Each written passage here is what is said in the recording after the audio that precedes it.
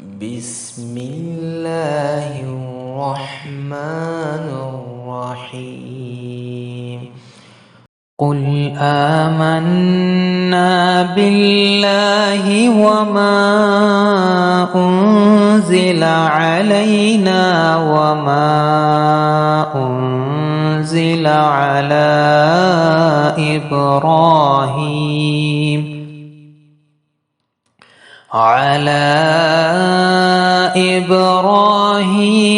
وإسماعيل وإسحاق ويعقوب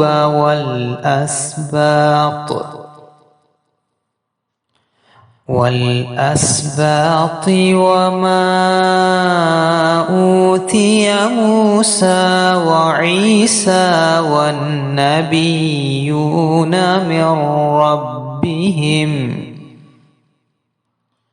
لا نفرق بين أحد منهم ونحن له مسلمون ومن يبتغ غير الإسلام دينا فلن يقبل منه وهو في الآخرة من الخاسرين.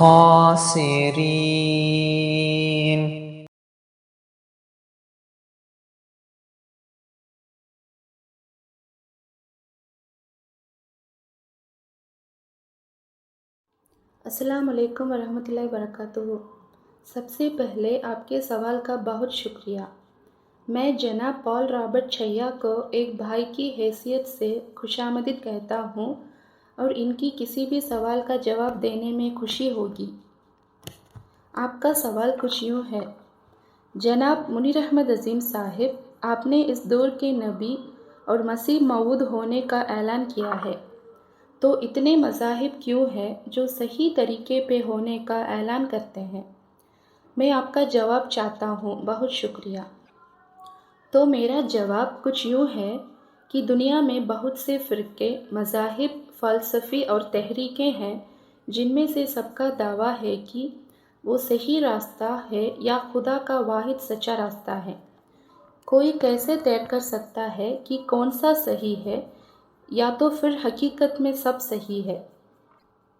ایک طریقہ جس سے جواب تلاش کیا جا سکتا ہے وہ یہ ہے کہ سچائی کی مختلف دعوے داروں کی تعلیمات میں موجود سطحی فرق کو دور کیا جائے اور عبادت کی اس مرکزی مقصد کی نشاندہی کی جائے جس کو وہ براہ راست یا بلا واسطہ کہتے ہیں۔ تمام جھوٹے مذاہب میں خدا کے حوالے سے ایک بنیادی تصور رکھتے ہیں۔ وہ کہتے ہیں کہ تمام انسان خدا ہے، یا یہ کہ خاص آدمی خدا ہے، یا فطرت خدا ہے، یا خدا انسان کے تخیل کا مجسمہ ہے۔ اس طرح یہ کہا جا سکتا ہے کہ جھوٹے مذاہب کا بنیادی پیغام یہ ہے کہ خدا کی عبادت اس کے مخلوق کی شکل میں کی جا سکتی ہے۔ جھوٹا مذہب انسان کو مخلوق یا اس کی کسی پہلوؤں کو خدا کہہ کر مخلوق کی عبادت کی دعویٰ دیتا ہے۔ میں آپ کو حضرت عیسیٰ کی مثال دیتا ہوں۔ اسلام میں ہم انہیں حضرت عیسیٰ علیہ السلام کہتے ہیں۔ وہ اپنے پیروکاروں کو خدا کی عبادت کرنے کی دعویٰ دی، لیکن جو لوگ عیسیٰ کا پیروکار ہونے کا دعویٰ کرتے ہیں وہ آج دعویٰ کرتے ہیں کہ عیسیٰ ایک خدا تھے اور لوگوں کو عیسیٰ کی عبادت کرنے کے لیے بلاتے ہیں۔ ایک اور مثال ہے بدھا علیہ السلام۔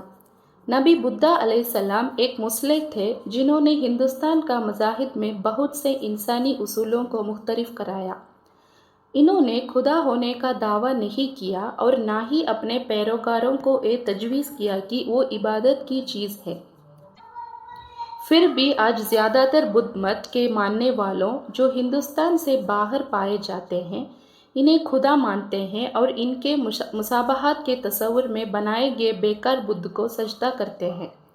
عبادت کی مقصد کو پہچاننے کی اصول کو استعمال کرنے سے ہم آسانی سے جھوٹے مذاہب اور اس کی اصل کی تخلیق شدہ نوعیت کا پتہ لگا سکتے ہیں، جیسے کہ خدا نے قرآن پاک میں فرمایا ہے: تم اس کے سوائے عبادت نہیں کرتے مگر ایسے ناموں کی جو تم نے اور تمہارے آباء و اجداد نے خود ہی ان فرضی خداؤں کو دے رکھے ہیں، جن کی تائید میں اللہ نے کوئی غالب آنے والے برہان نہیں اتارا۔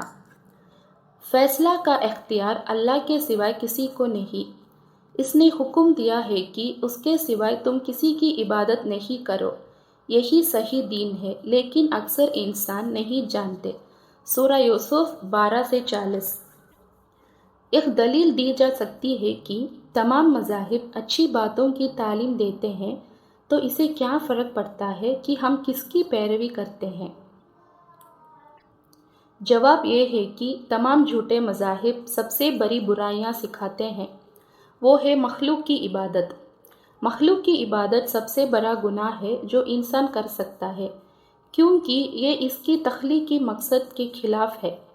انسان کو اس لیے پیدا کیا گیا ہے کہ اس کی عبادت صرف اللہ کی طرف ہو، جیسے کہ اللہ نے قرآن پاک میں واضح طور پر کہا ہے، میں نے جنوں اور انسانوں کو صرف اس لیے پیدا کیا ہے کہ وہ میری عبادت کریں۔ سورہ الذاریات 51-56۔ چنانچہ اس کے نتیجے میں مخلوق کی عبادت، جو کہ بت پرستی کا ناچر ہے، وہی ناقابل معافی گناہ ہے۔ جو شخص اس بت پرستی کی حالت میں مرتا ہے، اس کی اگلی زندگی پر مہر ثبت ہو جاتا ہے۔ یہ کوئی رائے نہیں بلکہ منکشف حقیقت ہے جو خدا نے انسان پر اپنے آخری وحی میں بیان کیا ہے۔ جب ہم قرآن پاک کا مطالعہ کرتے ہیں تو ہمیں باب 4 آیت 48 اور 116 میں نظر آتے ہیں، جہاں اللہ تعالیٰ فرماتا ہے، یقیناً اللہ معاف نہیں کرے گا کہ اس کی کوئی شرک ٹھہرایا جائے گا، اور اس کے علاوہ سب کچھ معاف کر دے گا جس کے لیے وہ چاہے۔ لہٰذا جیوں کی جھوٹے مذاہب کی پیروی کی نتائج بہت سنگین ہے، اس لیے خدا کا سچا مذہب ماضی میں عالمگیر طور پر قابل فہم اور قابل حصول رہا ہوگا۔ اسے پوری دنیا میں قابل فہم اور قابل حصول ہونے کے لیے آبادی طور پر جاری رکھنا چاہیے۔ دوسرے لفظوں میں جناب رابرٹ پال، خدا کا سچا مذہب کسی بھی ایک قوم، مقام یا مدت تک محدود نہیں ہو سکتا، اور نہ ہی یہ منطقی ہے کہ ایسے مذہب میں ایسی شرائط عائد کی جائے جن کا خدا کے ساتھ انسان کے تعلق سے کوئی تعلق نہیں ہو، جیسے بپتسمہ لینا یا کسی انسان کو نجات دہندہ ماننا یا درمیان میں جانا۔ اسلام کے مرکزی اصول یعنی اپنی مرضی کو خدا کے سپرد کرنا اور اس کی تعریف کے اندر عالمگیر طور پر اسلام کی جڑی پوشیدہ ہے۔ جب بھی انسان کو یہ احساس ہوتا ہے کہ خدا ایک ہے اور اپنے مخلوق سے الگ ہے، اور اپنے آپ کو خدا کے سپرد کر دیتا ہے، وہ جسم اور روح سے مسلمان ہو جاتا ہے اور جنت کا اہل ہو جاتا ہے۔ اس کے نتیجے میں دنیا کے سب سے دور دراز علاقے میں کوئی بھی شخص کسی بھی وقت مسلمان بن سکتا ہے۔ خدا کے دین کا پیروکار مخلوق کی عبادت کو رد کر کے صرف خدا کی طرف رجوع کر سکتا ہے۔ تاہم یہ یاد رکھنا چاہیے کہ جو شخص حقیقی معنوں میں خدا کے مرضی کے تابع کرنے کے لیے، وہ ہمیشہ صحیح اور غلط کے درمیان انتخاب کریں۔ واقعی انسان کو اللہ تعالیٰ نے نہ صرف صحیح اور غلط کی تمیز عطا کی ہے، بلکہ ان میں سے کسی ایک کو چننے کی بھی اختیار دیا ہے۔ یہ خدا کا دیا ہوا طاقت ان کے ساتھ ایک اہم ذمہ داریاں بھی رکھتی ہے، یعنی انسان اپنی انتخاب کے لیے خدا کے سامنے جواب دہ ہے۔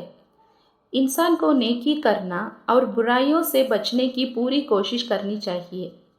اس رائے کا اظہار قرآن پاک میں اس طرح بیان کیا گیا ہے۔